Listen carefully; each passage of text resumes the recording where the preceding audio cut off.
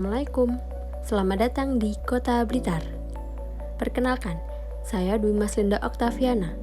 Kali ini akan membahas tentang sejarah makam Bung Karno di Kota Blitar.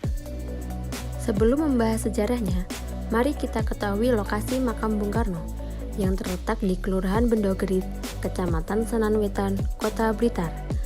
Untuk menjangkau lokasi ini dapat dibilang cukup mudah karena berada di dekat pusat kota. Dari alun-alun Kota Blitar hanya berjarak sekitar 2,5 km. Jika dari stasiun, sekitar 3 km. Sedangkan dari terminal, sekitar 6 km. Cukup mudah kan untuk menjangkaunya?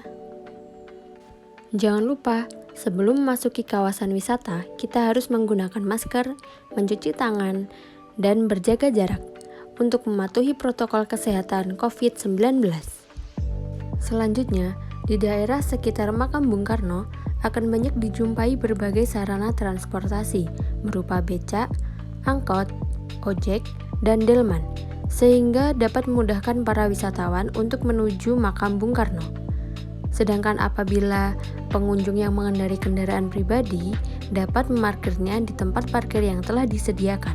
Kita membahas sejarah makam Bung Karno. Awal pemerintahan Kota Blitar masih diwarnai semangat juang yang kuat dan didorong kunjungan pertama Bung Karno tahun 1950 yang sempat berpidato di alun-alun Blitar, menyampaikan perlunya dibangun TMP untuk pahlawan yang gugur dan jenazahnya tersebar di berbagai tempat. Maka melalui musyawarah, maka dibangunlah Taman Makam Pahlawan di Karangmulyo, Bendogerit, Blitar.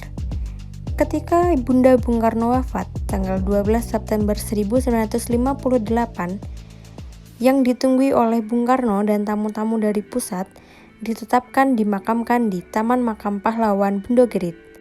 Mengapa demikian? Karena Ibunda Bung Karno oleh bangsa Indonesia telah diterima sebagai pahlawan yang melahirkan pendiri bangsa Indonesia.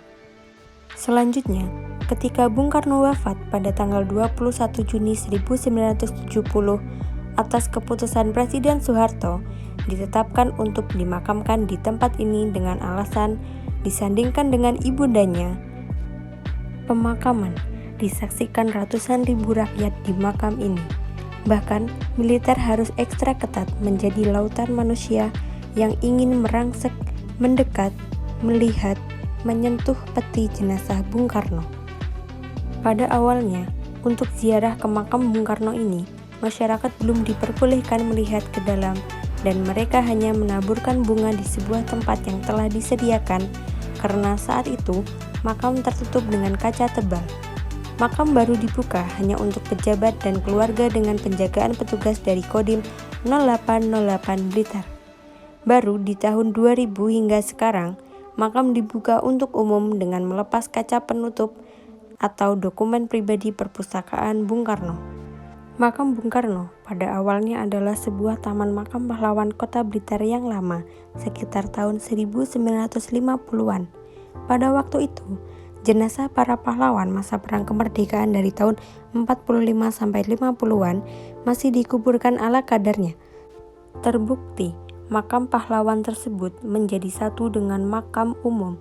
Tanah ini dulu adalah bagian dari sebuah pemakaman umum milik Yayasan Mardi Mulyo yang mempunyai kompleks makam namanya Karangmulyo, yang sampai saat ini masih ada di sebelah timur makam Bung Karno. Ketika dibangun makam Bung Karno, makam ini diberi nama Taman Makam Bahagia.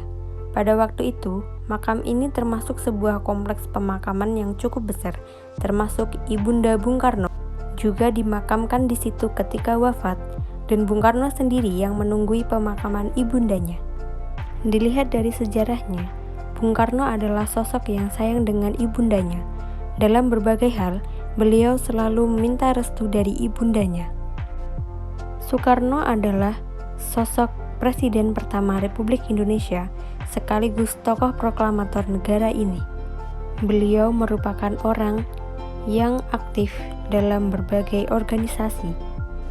Perjuangan Soekarno cukup panjang sebelum akhirnya mampu menyatakan kemerdekaan Indonesia, tepat pada tanggal 17 Agustus 1945. Bersama Muhammad Hatta dan beberapa tokoh lainnya, beliau menyatakan kemerdekaan bangsa Indonesia.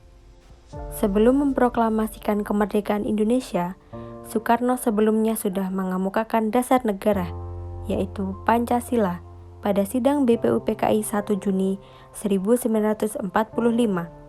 Dasar ini kemudian menjadi dasar negara Indonesia. Kiprah Bung Karno tidak berhenti di lingkup negara Indonesia saja. Bung Karno tercatat berusaha menghimpun bangsa-bangsa untuk membuat gerakan non-blok.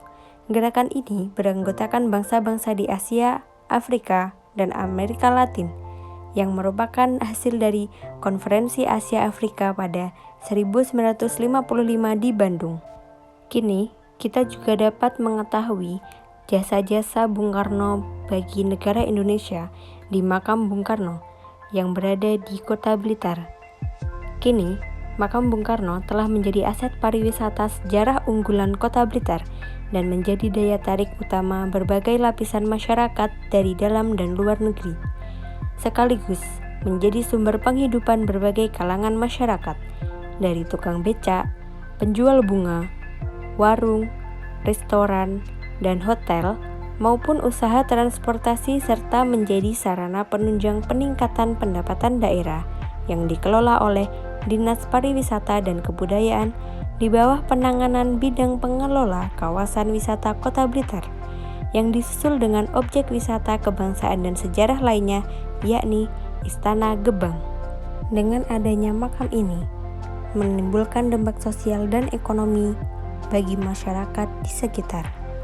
Dengan adanya makam ini memberikan perubahan kehidupan sosial ekonomi masyarakat di kawasan makam Bung Karno mengenai mata pencaharian.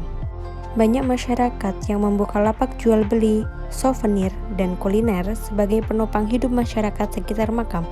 Karena sebenarnya motif orang berwisata adalah untuk mencari ketenangan di waktu senggang dan melepaskan rasa jenuh saat sibuk bekerja, sehingga dapat meningkatkan perekonomian masyarakat sekitar melalui jual beli.